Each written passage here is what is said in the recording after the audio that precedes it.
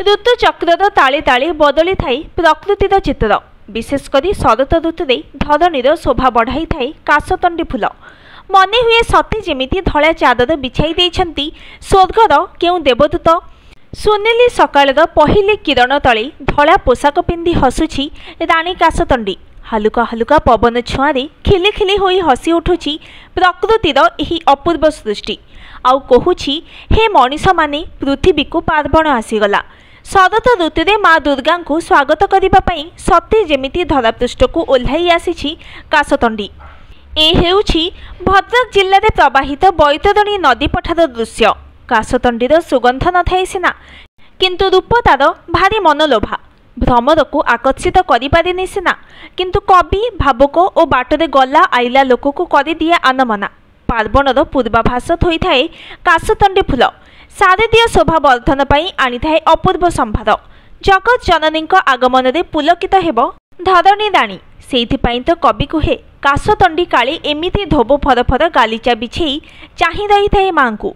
आउ आजिर युवपीढ़ी काशतंडी फूल देखिले पकेटरू मोबाइल काढ़ी सेल्फी नेबाको व्याकुल हुअंती। झिपि झिपि मेघ सरीगला एबे बरसा विदाय नेला। टिकी टिकी टोपा शिशिर बिंदु जे मरतक छुईगला। दुनियाटा आज सुंदर लगुच शरतर आगमने। काशतंडी फूल नदी पठा परी मुरुकी हसुछि मने।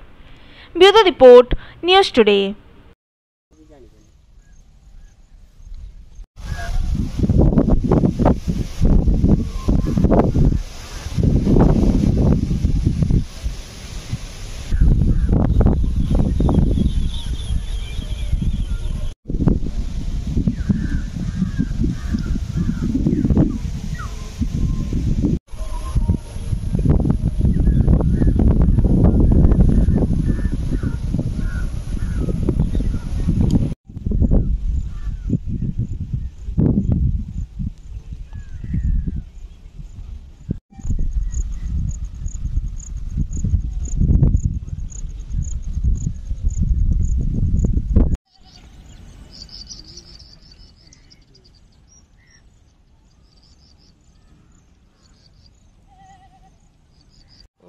Like this.